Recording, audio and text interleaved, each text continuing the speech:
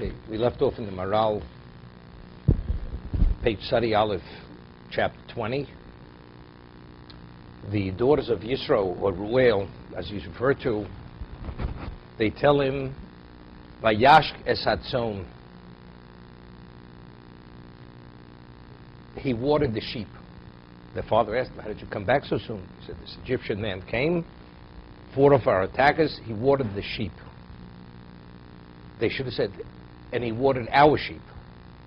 What is these sheep? V'darshu tzonenu lo nemar, lo mashishke kol tzon al yidei, rocha she'olu amayim l'kroso. What is hatzon? These sheep. Meaning, these sheep are special. If it's our sheep, so it's watering sheep. How does one water sheep? You have to draw water, put it in the trough, and they drink from the trough. But here, these sheep. Mean they were telling their father that the water had risen towards the sheep. The water didn't have to be drawn. Yeah. Meaning the moment he heard that the water had risen towards this person, he knew this man's not an ordinary man. Yisro was a world statesman. He immediately understood that he was from the progeny of Yaakov. That the water rises for Yaakov's family. As when he went to the wellspring, the water had risen for him. If it's rising for Moshe, he's from that family. He doesn't know who the man is, but he's from that family. Yaakov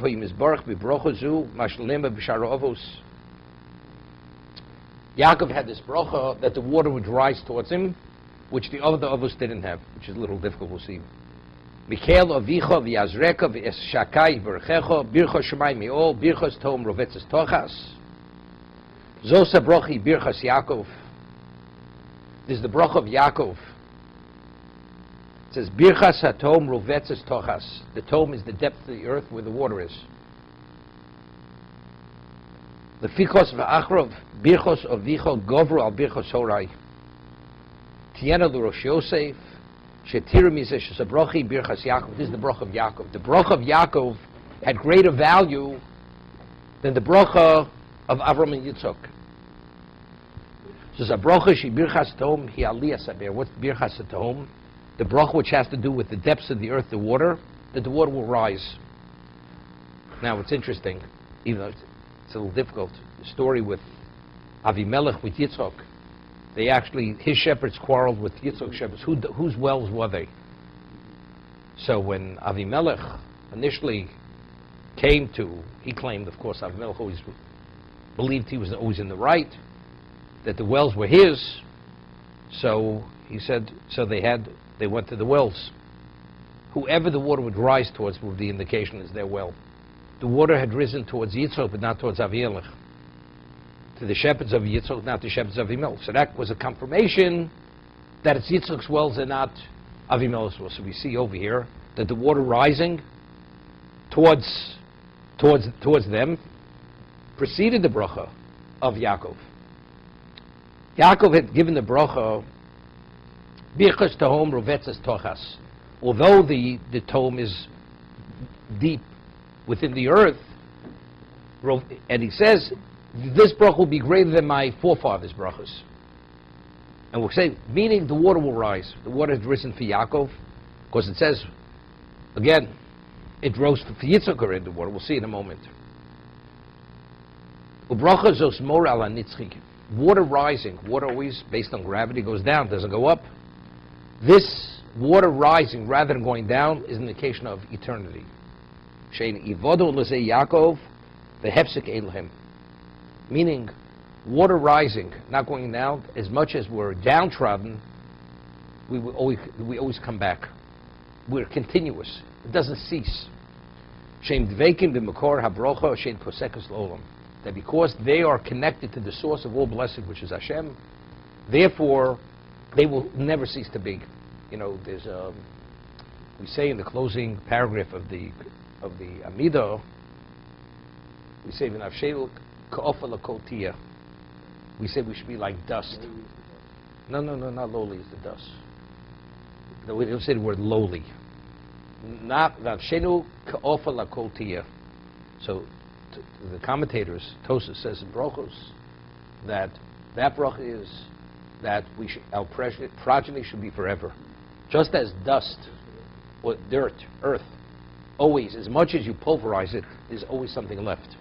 Identically, our children, our progeny should always be. They should never cease to be. That's what we're asking for. The water rising, where's the water connected to the source, the underground source? It's continuous. If the water goes down, it's detached from the person. It always rises, it keeps coming. He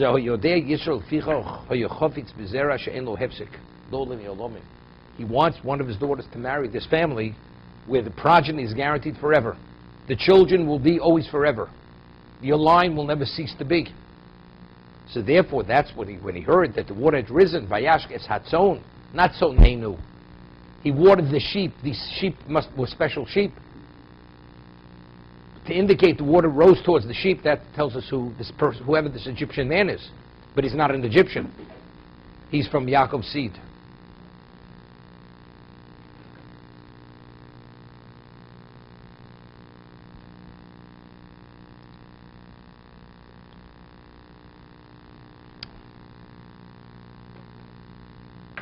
Yeshua Senu Zal b'Medrash b'Milas v'Ayo. Yeshua said, "Where is he? Ayo. Lama ze azavtem es ish. Why did you abandon? Why did you leave the man? Omar lehen shemo sezera shoma ayeh sorei shtecho. Shkol olam izborach b'shvilo sezera. Maybe that person who watered your sheep, Ayo. Where is he? As the angels had said, ayeh sorei shtech by Avram, when they came as wayfarers, so he used the same word, Ayo. Maybe he's from that progeny of Sori Menu. So the special. Biru bazeh ki mashoma v'ayo. That Yisrael used the word Ayo, which is Ayeh. Kloma ish kozeh shamartem olav kach. Now he says something profound. Moreh shu ish tzanu b'drochav. It's a clear indication he's very modest. He's a very modest person. Why?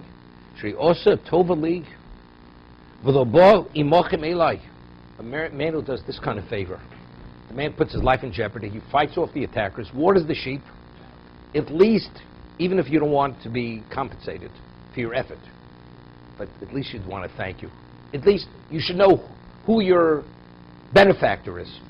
The man's not even interested in that. I do the right thing for the right. I need no acknowledgement. This quality of human being, it's unheard of. Where is he? Where is this one kind of a person? When the angels said, what does Chazal say? What? To indicate, she wasn't just an ordinary woman, Sarah. She was Avram's partner in everything he did. She should be the forefront, welcoming the guests. She was concealed to reveal her level of modesty. Here also, Ayo indicates the same level of modesty. Regardless of how great she is, you don't want to know who I am. Let me show myself. Let them know who their benefactor is. We're partners in this. It's irrelevant. That's modesty.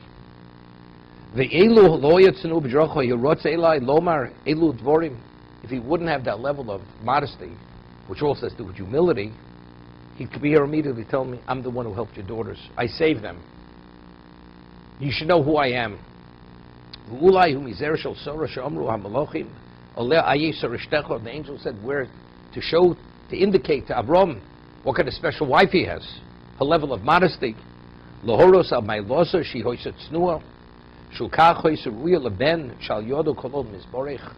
says, because her children, the whole world, bracha emanates through her children, through Yitzchak, through her progeny.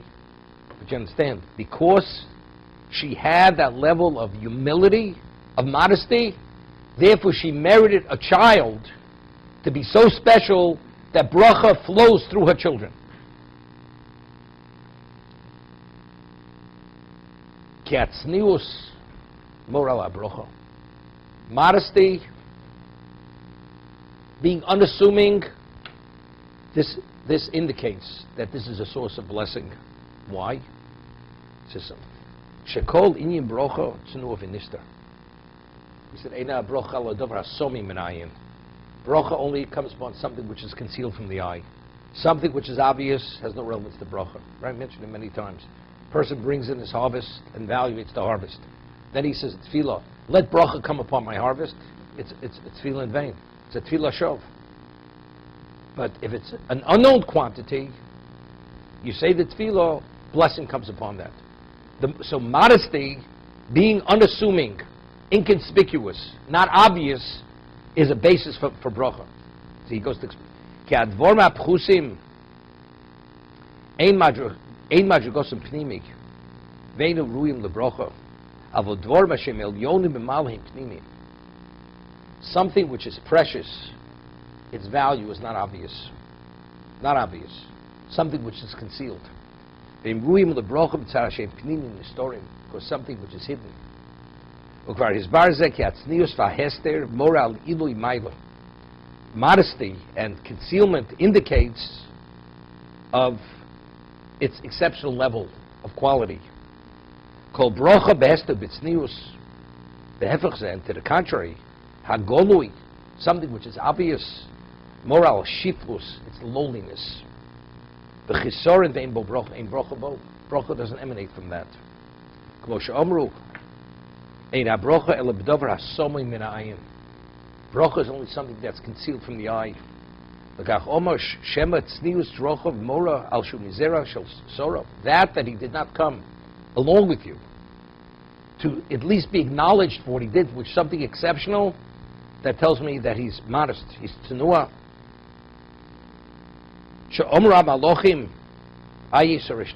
As she had the characteristic of modesty, this is from her progeny who also carries that characteristic. The bracha is such an unlimited bracha. In his merit, the whole world is blessed.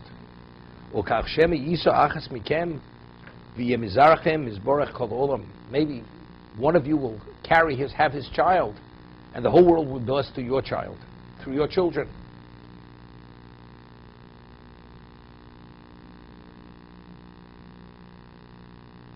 We'll just knock on the window.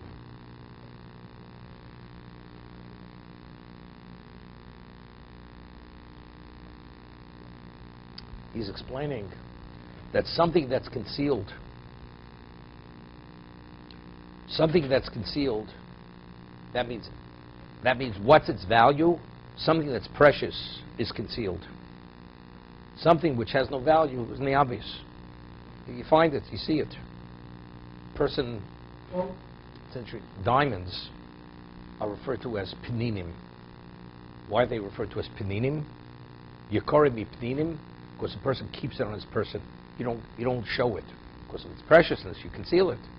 So anything which is precious, you keep concealed.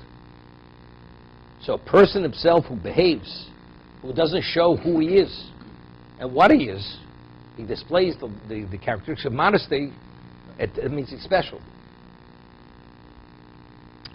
But again, the way he's explaining it, he says, it indicates an advanced level of quality.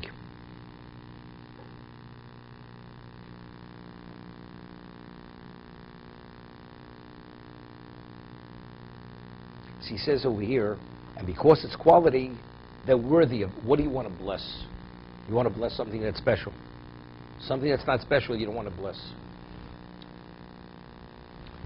Gemara tells us that a person who has a proficiency in Torah, although a person is not permitted to lie, but there are times that you're permitted to alter the truth. There's a difference between lying and altering truth. When you're not permitted to say the non-truth, that's called lying.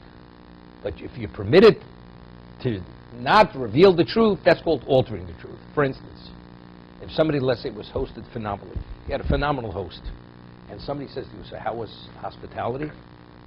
And by sharing it with the public, the person's become inundated with all kinds of people who want to be hosted. So you're doing a disservice to your host by sharing how special the hospitality was. So you're permitted to minimize it. It was okay. Nothing special. Why? So there you're permitted, doesn't say to lie, to alter the truth, to be mishanim in emes. It's shinui emes, changing the truth.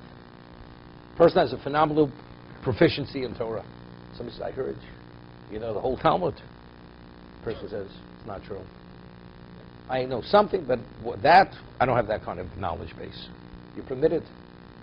So why? So Rashi says, because of humility. But the way we're explaining it now, no. Because having that quality of knowledge, this is precious. If you want to maximize on that, if you want to have bracha, that you should have bracha to be able to advance it, you keep it concealed. It's modest. You're worthy. You don't display something. You don't show what's most precious in the open. You keep it concealed. Because when you conceal something, that tells you how valuable it really is. As we said, with diamonds.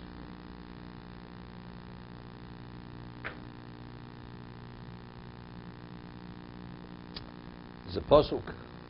David says, "Kol kvuda bas melech penimo," that the honor of the princess is penimo. She doesn't display herself to the public. She's a princess. What the commoner should be able to gaze on her. It's a disrespect. His eye should gaze on the princess. So what is kvuda? Kol kvuda bas melech penimo. So the whole idea of modesty, concealment, what we call tznius, for a woman to be more in the background rather than in the forefront, that tells you because she's special. The woman is special. Because she is so special, so, as Sari Menu, she was modest. She was a phenomenal woman. She engaged, it says, Avram Megaris Anoshim, Zar Megaris says Anoshim. She was out there bringing droves of people back to monotheism. That's when she interacted with women. But with men, it's a whole different thing over there. That was her modesty.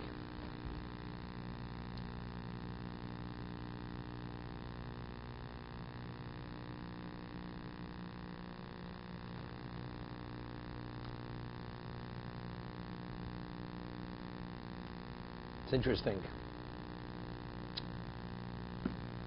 There's a pasuk. The verse says that Tovas Hashem kol gova leiv. Someone who has a lifted heart, who has arrogance, haughtiness, it's Tovas Hashem. It's an abomination for God. It's abominable. Now why? A person goes and he gives a person a gift, very large amount of money, and the person behaves in a way as if he created it, even to his benefactor. You say this is not to be believed. I mean, here he was endowed by the benefactor, whatever he has, and he behaves as if he created his own wealth. I mean, you should almost feel, you should be so thankful and be so humbled that God provided you with everything you have. What are you boasting about? The Gemara tells us that one person God cannot tolerate is a poor man who's arrogant. Say a rich man, he has what to be arrogant about, because at least he believes he created the wealth. But if you're a poor man, what are you being arrogant about? So that's a person God can't tolerate. The other you could maybe justify. The person gets carried away with his success. Rather than recognizing what's its source, he attributes to himself. But a person has nothing and he's arrogant. What are you arrogant about? So this is truly a person who has a character which is abominable. It's intolerable. You can't tolerate it. And God cannot tolerate that person. But again, why do you want to be acknowledged? Acknowledgement is because I want you to know who I am. But who are you? Moshe Rabbeinu says, Nachnu Mo.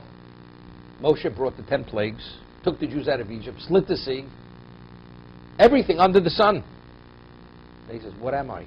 We're nothing. Because Moshe Rabbeinu recognized his level of effectiveness in every aspect of his life was God. Anochi Ofer Ve'efer, Avram Avinu. He was Avam Goyim, he's father of all nations. He defeated the 4 mightiest kings. When he came to defend Sodom, what did he say to Hashem? I'm Ofer Ve'efer. I'm dust, I'm earth, I'm dirt, I'm nothing. Because he recognized whatever level of success I have, the truth, I should be ash. I should have been incinerated when I was thrown into the kiln. I should have been killed and decomposed to dirt when I went to battle with the four kings. Why didn't I? Why wasn't I? Hashem, you were behind me. So what am I? Because you recognize nothing is attributed to yourself. We speak about Ezel Oshir. We don't say the man who's listed in Forbes. Number one, Samech V'Chelko. Why? Because wealth is an endowment from God. To be content with what God gives you, that's Bechira. That's your free choice. That's attributed to yourself. Ezel Gibor. Person is endowed with tremendous physical strength. Can lift 2,000 pounds. That's not Gibor. That's unrelated to you. God endowed you with superhuman strength. HaKovish is Yitzro. If you're able to suppress your evil inclination, take control of your life, that's choice. That's you. That we attribute to you.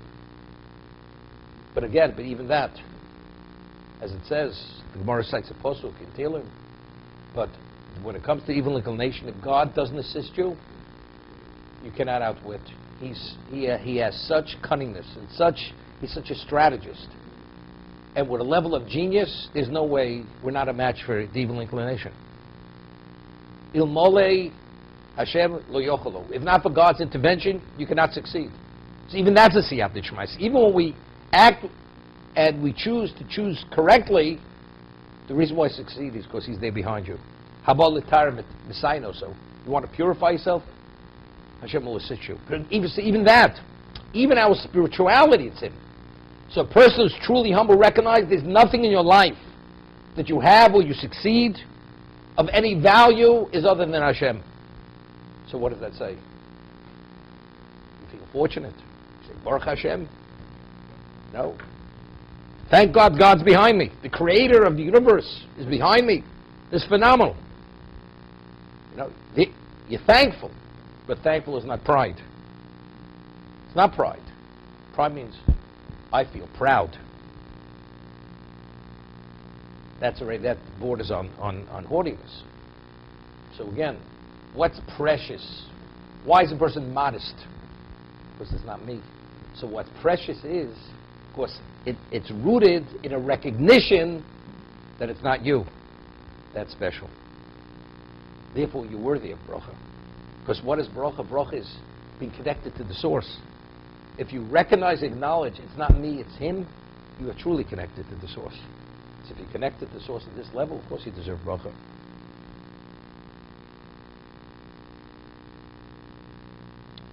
We find that when Yitzchak married Rivka, it says after Eliezer brought her back, he took her into the tent of his mother. Into the tent of his mother. All sorrow. So what does it mean it was the tent of sorrow? So Rashi cites Chazal that when Sarah Imenu passed away, 3 miracles ceased to be. There was always a cloud above her tent, and there was always bracha be'isa. She would make a small amount of dough. She'd be able to serve hundreds of people. It's a miracle. It's unheard of. So when Rivka was brought into the tent, everything was reinstated. All the bracha. Why? If we're saying now, the concept of limitation has no relevance to God.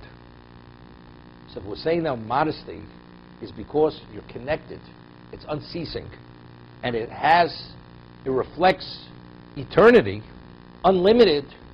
So if you're connected to the source, you're unlimited. The person connects to an unlimited source of energy. So if you're connected to that source, you're unlimited. Same idea. So if modesty is indication, because recognizing it's not me, it's Him, that means you're really connected. When you're connected at that level, bracha is unlimited. Unlimited.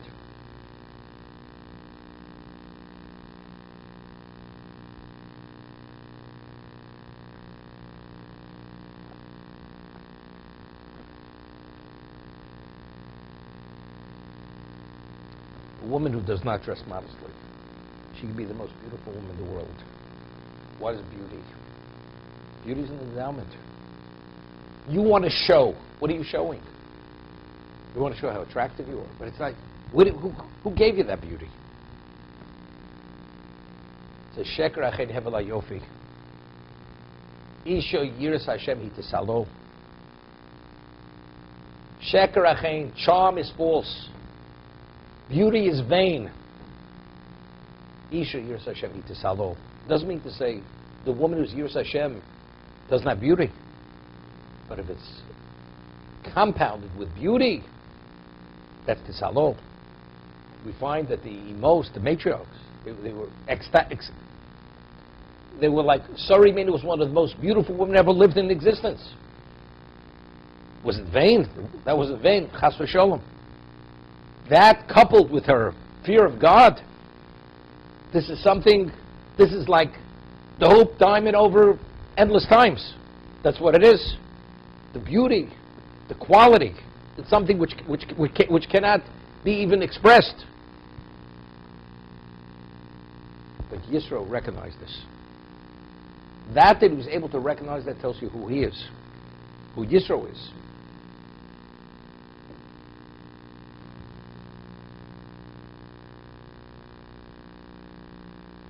Last week the Maral had said something phenomenal. It says that Yisro worshipped every deity in existence and he came upon truth. So he said, we find there's a commonality between Yisro and Moshe. Moshe was an unlimited person. That's why he's Shokol connected Yisrael. He's the equivalent of the entire Jewish people. Yisro, he says, an ordinary pagan. He served one deity. Another deity. He had to serve every deity. Because he encompassed everything. And after serving all of them, what was the end? What was his end conclusion? It's all false. But that's only because he encompassed. He went from one to another. That's Yisro. So Yisro himself also, that he was able to, he was Kohen Midjan. You know what it means? He abandoned his glory to go out to the desert. What does that say? What's his level of understanding of value?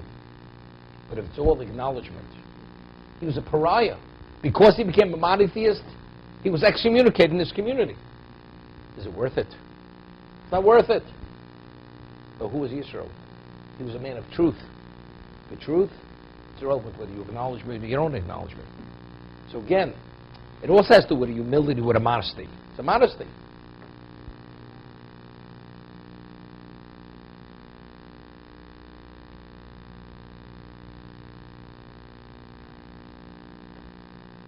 I remember many years ago, a person had come to a class of mine with someone else. And then both of these men, they were in their mid-50s. And one of them, I knew, the other person I didn't know. But he was Jewish. Brought a friend of his to a class. And I see he's dressed. His sport jacket is frayed. His sleeves are frayed.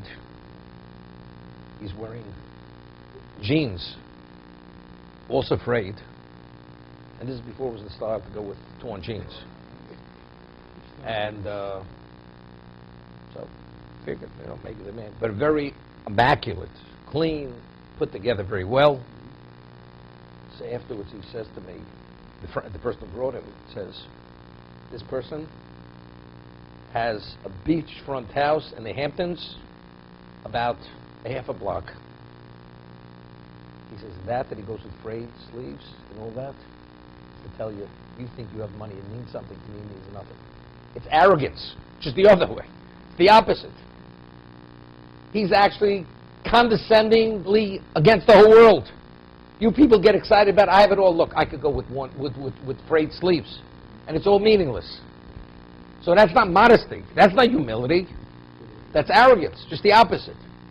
Even though he didn't speak much. Came across very humble. Just the opposite. The humility is the arrogance.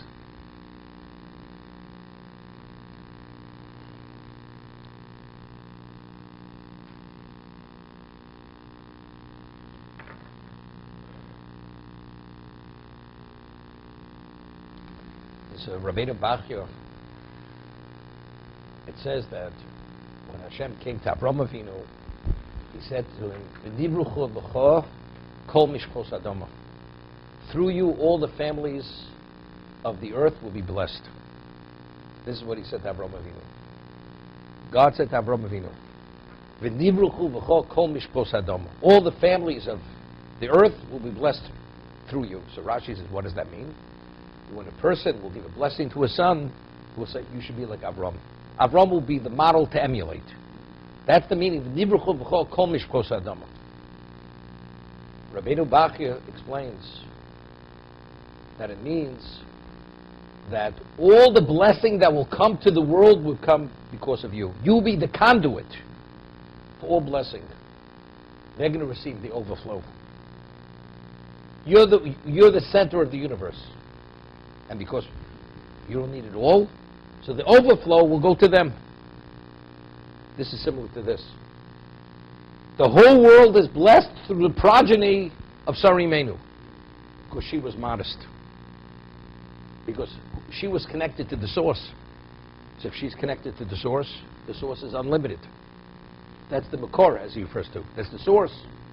Avram, this is after the Ur Kasdim, and this if he meets the challenge of Lech Lecha. That was the test. If you go, Nivrucho Kol Mishchos Adama. So what does that say? You met the test. That means you're connected to the source. Connected to the source, you'll be that conduit for the flow of the blessing to the whole world. He said to them, Kirin Lov Yochal Lechem. Call him, let him eat some bread. Invite him for a meal. Mashiz Kam Yochal Lechem. After he said he should eat bread, Romaz, or Remesh, Shoyikavnos, Yitin Lo Esbito, Bein Lechem L'Isha. The bread is referring to a wife. Perchelek Omro, Ki Akosov Shemakirin Lo Yochal Lechem, Shakosov Shebishulzel Yoroi Leos David B'Yisrael. Mercies in Sanhedrin, because he offered his bread to Moshe Rabbeinu, that caused him to be worthy that he should be part of Klal Yisrael. Ultimately, Yisroel's children all converted. They all became Jews. In what merit? The merit of hospitality. That's simple what it means. Since he offered this hospitality, that merit, he merited his children should be Jewish. Chen Amru Sham Reb Yochanan ben Kisma. Gedol legimo she'echiko shtei mishpochos miYisrael. He says, great is the legimo, means the amount of food that was denied, which caused two families to be disenfranchised from the Jewish people. Who are they? Ammon and Moab. Hashem says, even if they convert to be Jews, they always have a status of illegitimacy. Why? Because when you left Egypt, they did not come and offer their bread and water. They did not offer their hospitality. And because of that, Lo Yova Ammonim Ovi B'Kal Hashem. An Ammonite, a Moabite can never marry into the Jewish people. Rabbi Yochanan Omar, Marchekes is Akrovim, Makareves is Arachokim. We see the hospitality brings close the distant, and distance those who are close. Because Yisro, who is not related to us, Midjan, because he offered his bread, it took the distant, brought them close. And Ammon and Moab, who were related to us, because they did not offer the bread, they were close, they were distant. Shnema kirut v'yochal lechem, u'masher shchinoso al bevi bal. Shnemar, v'yihem she'oshvel al shulchan, olem es ayin min Hashem mimicho. It generates phenomenal bracha, even for the hospitality. That Achav was a phenomenal host. He would feed the poor. Anybody who was in need, he would offer to accommodate his material need, his food. So therefore, he would, even the Shekhinah would be associated with Nevi Abal. We're talking about prophets of idolatry. He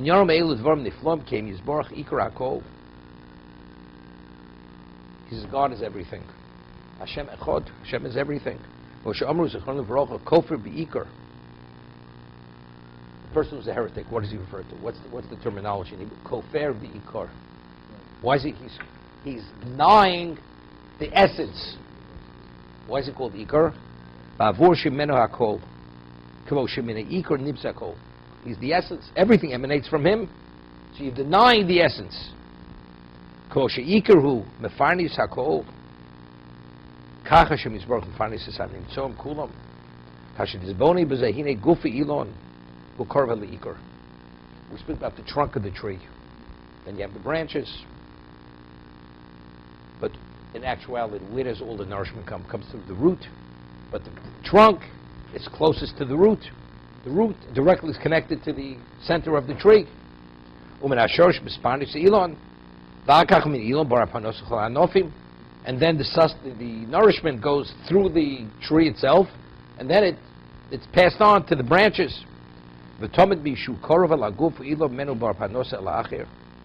He says, whoever is closest to the tree, that which is closest will get the sustenance, because it's being passed through. The person that has the ability to help others. From where does it come? Because God gave him. He received it from the source. So when you go and pass it on, there's a flow. It continues to flow. Because you're similar to the tree. The root to the trunk to the branch. If you're taking what God gives you to help another person, that is the system. Hashem is the equivalent of the root. Everything emanates from him. He's the root of everything. You being the beneficiary, and now you're able to help people who are less fortunate than you. So what are they? They are father. So you're the link between the root and what? And the branch. Whatever a person receives, and he doesn't pass it on. That means if you're not passing it on, that means you're behaving as if you're not receiving any nourishment. That's why you're not passing it on. If that's the case, you know something. God says, it's stopping. The nourishment's not going to flow. You had bread. How do you not offer the bread? But it brought Yisro close. Because he was willing to share his bread with a third party. Therefore he's worthy to be brought close. It's interesting, the Ramban, famous Ramban, writes, why is the Torah being so tough and so severe with Ammon and Moab? Because you didn't offer your bread and water to the Klal Yisrael. Therefore you will be disenfranchised forever. Now he explains, a person who's an ingrate. Adam Rishon was an ingrate. When he ate of the Eitz Hadas, the tree of knowledge, what did he say to Hashem when he says, what did you eat? He says, it's the wife you gave me. He was faulting God. If you wouldn't give me that wife, I wouldn't have eaten. Your wife is the whole blessing in your life, this wife. Is he turning it around? If not for, who was the patriarch of an Ammon and Moab? Lot. Lot bore children from his two daughters. One was Moab, one was Ammon. What was the holiness Lot should have had to Avram? Gave him his whole life, his wealth. He took care of him. He was dedicated to him. He put all his merit in jeopardy when he was taken captive. So what level of appreciation should the Ammon nation, Ammonites and the Moabites have to the progeny of Avram? Not to offer you bread and water. Their behavior is so unacceptable, it's so corrupt, so corrupted. Hashem says, you have such a debt, this will be a pittance to the debt. And not even to appreciate that, you're so corrupted in your character, you will never marry into my Jewish people. That's why they were rejected. They were what we call kofri tova.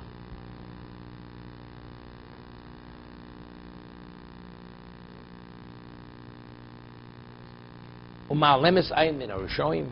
Achel was a Rasha, but because he shared his bread with the needy, he deserved to be destroyed. But the Midas Adin, Hashem didn't allow the Midas Adin, the attribute of justice, to reign in Nachov. Person receives the sustenance, the influence, and he passes it on. That's bracha. V'lo midas hadin will not affect that.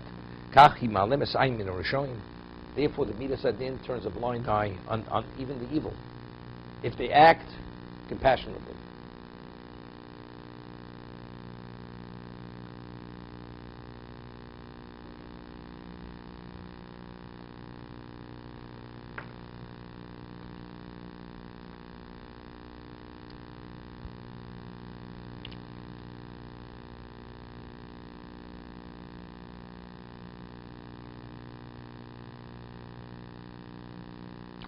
Interesting. The Gemara tells us that Malchusa da'ara ki Malchusa d'Rakia, that the earthly kingdom, royalty, is a reflection of God's kingdom.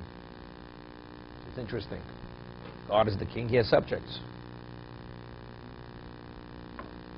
A mortal king is a king; he has subjects. But lahavdil, God, Hashem, is the king. How does he treat his subjects? It's chesed. If he would withhold his sustenance from the subjects, there'd be no world.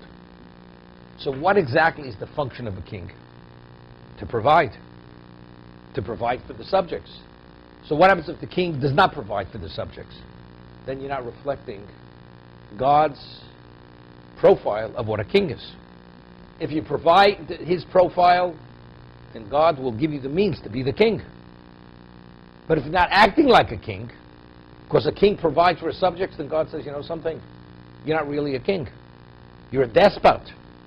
You're a dictator. But you're not a king, because a king only provides, is concerned for his subjects.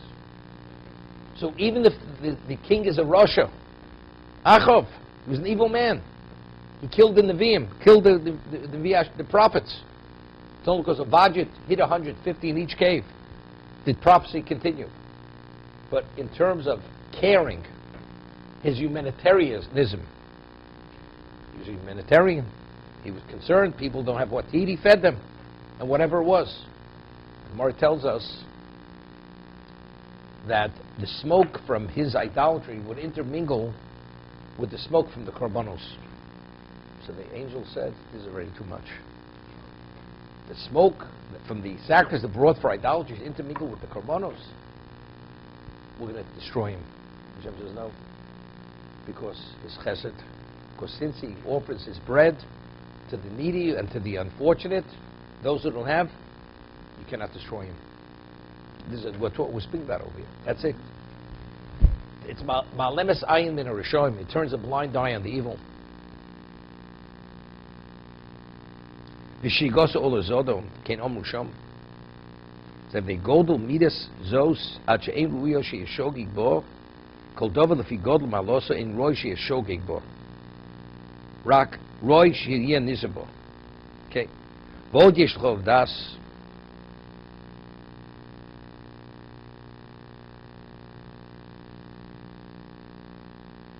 ki achilo shenit lacher imailos elokis. When a person feeds another person, you're assuming a godly characteristic. Why? Lefi shenesinas achilo v'ashtiyo shu hashpo lachirim hu pulas hanivdo shu nosen hashpil tobit. It's phenomenal. That's interesting. I mean, it's a whole different understanding of. I always say it over many times. There's a mitzvah of lachta b'drochov. You must emulate God. How do you emulate God? Rachum, Chanun, whatever he does. We emulate. What's the point of emulating? God's God, we're mere mortals. So we explained that in every relationship there has to be a compatibility between the two parties. So the closer, the greater the commonality, the greater the compatibility. So if we're Rachum and Chanun and Erech HaPayim and whatever we do, we emulate his characteristics, we're a reflection of him. Therefore there's a commonality to have a relationship. But now maybe we'll say this. A person to be fully effective and functional, you have to have bracha.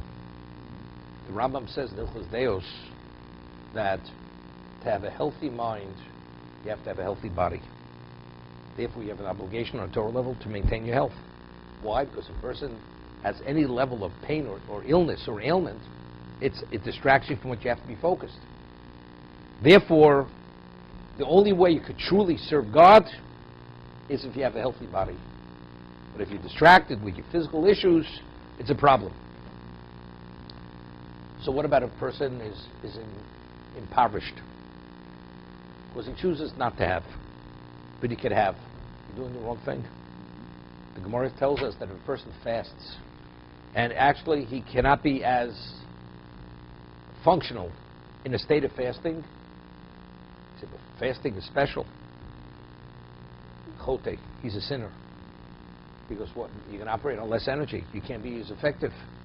So would you have a right to fast? If you have food to eat, and you can't sustain yourself, and have the energy level, would you have a right to deny yourself? If it doesn't affect you, that's called kadosh. That's kedusha.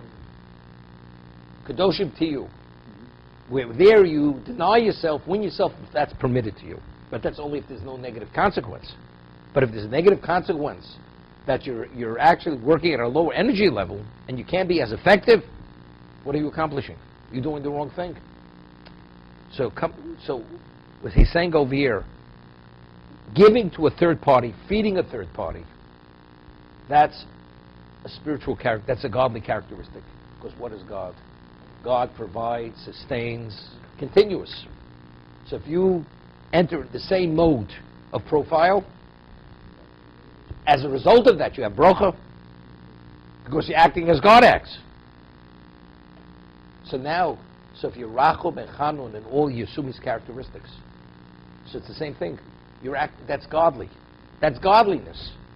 If you act godliness, so then God provides you to be able to function as He functions. As He's a mashpia, as He influences and God does and sustains, you'll be able to sustain.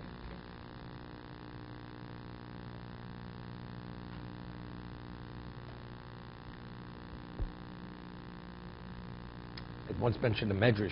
The Medrash says that Avraham Avinu, when he purchased the burial plot for Sari Menu, Morris Machpelah, and he paid an enormous amount of money, Hashem says, and how old was Avram when Sarah passed away? 137 years old. He was 10 years older than she was. He was 120. She was 127, 10 years older. So Avram Avinu was 137 years. He's really very adept and very involved in doing chesed. Hashem says to Avram Avinu, finally, after all these years, you're finally wearing my cloak of chesed. Can you imagine? He hosts the angels at 99. Every detail of the chesed he had done, we merited unlimited bracha. The man in the desert, the wellspring of Miriam, the clouds of glory, unlimited. But that's not chesed. Now that you purchased the burial plot for Sari Menu, finally you're wearing my cloak of chesed. What do you mean finally? His whole life was chesed. So the way I explained it was, when Hashem does chesed, He created the world with chesed. What was the objective? Was there an ulterior motive? When God does chesed, it's chesed for the sake of chesed. When Avram did chesed, why did he do chesed? He had an ulterior motive. Because he wanted to bring the person in, and he used it as the vehicle to enter into a theological discussion. He didn't do chesed the way God does chesed. Of course he did an act of chesed. He did it for the sake of God. But it's not as God does chesed. Because God does chesed because you're needy, you have to be sustained, I'm providing. It begins and ends with that. Avram's chesed, there was a hook to it. Now we're going to enter into discussion. Ultimately, after you're satisfied, you appreciate it, you say, thank you. And I say, what are you thanking me? Thank the provider. I'm not the provider. So what do you mean not the provider? He would enter into his dialogue. By the end of the night, he had a committed monotheist. That was day in and day out with Avram Avinu. But that's not Hashem's chesed. When he purchased the burial plot for Sari Menu, he did this for her. Hashem says, now finally, now you're doing chesed. This is chesed. This is my kind of chesed.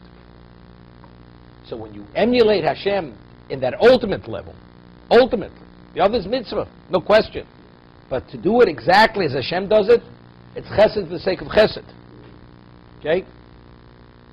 So he's saying a person who provides for others, because the person is truly needy. Begins and ends with that. I don't ask you questions. You need, I provide. You're acting like God.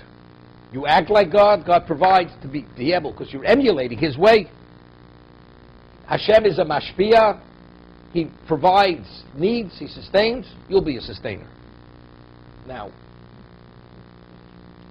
the Gemara cites two psukim. One pasuk says that chesed is ad shamayim. And another pasuk says chesed is above shamayim. So how do we reconcile two psukim? So the Gemara says the person does chesed shlo lishma. It's chesed, but you did it with an ulterior motive. That's ad lo shamayim. But if a person does chesed lishma for the sake of chesed, it supersedes heaven. What does it mean? If I do chesed with an ulterior motive, you understand? That's not God's chesed. Although in form you did chesed, but that's not God. That's limited to this world. That has limitation. The result of that chesed is limited. But the chesed you do for the sake of chesed, that's even above heaven. What's above Shamayim? That's Hashem. That's already God's quality of chesed. It's a different dimension of chesed. Shlomo tells us in Mishlei, Soni matonis yichya. A person who despises gifts will live. Why will he live? So he'd say, you take a gift, right away you hold him to the one who gave you the gift. You have no life. You'll always be paying off the debt. This famous story, the Brisker Rav. So when his first son was married, so Shabbos, they were going to have Sheva Brachos. So there was a person who had a hotel, and that's where he wanted to have the Sheva Brachos. So the hotel keeper, owner, says, it's my gift. I'll give it to you for nothing. So Brisker Rav wouldn't hear of it. He says, when you give something for nothing, that's when it costs. That's what it costs. Because that debt you pay for the rest of your life. When you pay for something, you owe nobody anything. If I will pay. Whatever it costs, I will pay. So you can say, the one who despises gifts, he will live. You're free. I'm beholding to no one. I'm only indebted to God. God's my benefactor. I have no other benefactors. But if you take a gift, there's a beholdeness to whoever gave it to you. That's one way to understand it. Another way to understand is like what the Maral was saying. God is always on the giving end, never on the receiving end. Soni maton siech, we say, if you're connected to the source, what's the root of all life? Hashem. So the closer you emulate His behavior, the more you actually reflect it. So God never ever receives from anybody, because God is perfect in the absolute. God gives, God doesn't take. So if you're only a giver, never a taker, on any circumstance, what are you doing? You're emulating Hashem. So you've assumed a godly characteristic. If that's the case, to who are you connected? You're connected to the source. If that's the case, Soni Matonos is Yichya, to be continued.